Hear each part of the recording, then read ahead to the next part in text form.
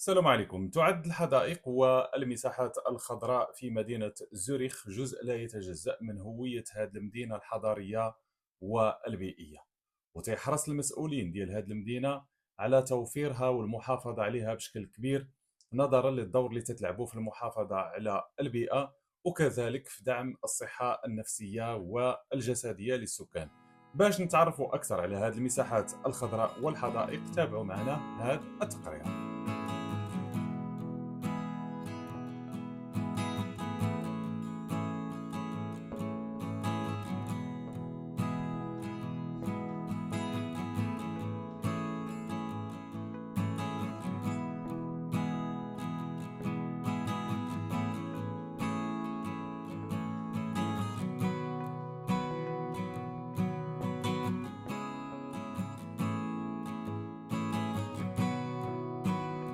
مدينة زوريخ العاصمة الاقتصادية لسويسرا ليست فقط مركزا للمال والأعمال، بل تعد أيضا نموذجا رائدا في التخطيط الحضري المستدام بفضل وفرة الحدائق والمساحات الخضراء التي تتوزع في أنحاء المدينة.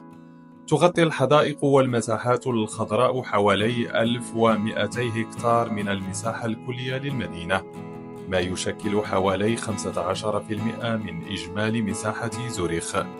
وتضم المدينة أكثر من 70 حديقة عامة متنوعة، بالإضافة إلى الغابات الحضرية والمناطق الطبيعية التي توفر مسارات للمشي وركوب الدراجات.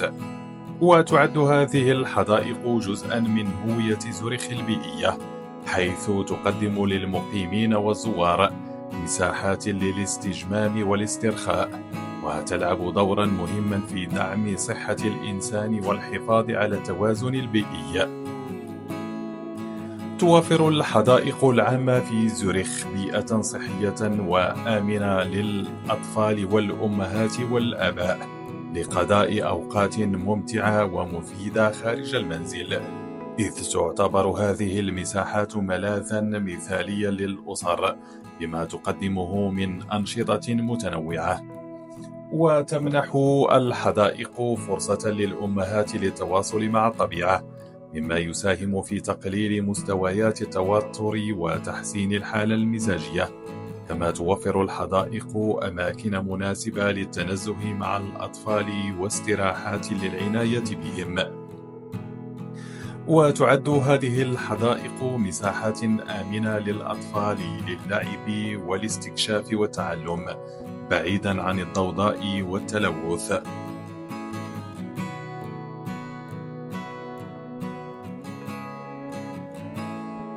وتوفر العديد من الحدائق مساحات مخصصة لألعاب الأطفال، حيث يمكنهم الاستمتاع بالتسلق والتأرجح والجري بحرية. كما أن تفاعل الأطفال مع الطبيعة يساعد في تطوير مهاراتهم الحسية والحركية. فما هي أهمية الحدائق في حياة الإنسان؟ أولاً، الصحة البدنية. توفر المساحات الخضراء مكاناً مثالياً لممارسة الرياضة مثل المشي والجري واليوغا وركوب الدراجات، مما يعزز من صحة القلب ويقلل من مخاطر الأمراض المزمنة.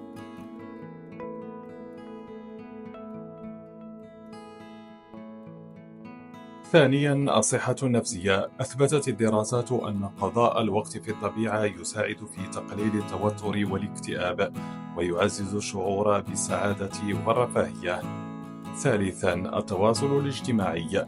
الحدائق هي أماكن للتفاعل الاجتماعي والتعارف، حيث يجتمع الناس مع عائلاتهم وأصدقائهم، أو يتعرفون على أشخاص جدد من خلال الأنشطة المشتركة. وتوفر هذه التجارب الاجتماعية شعوراً بالانتماء للمجتمع.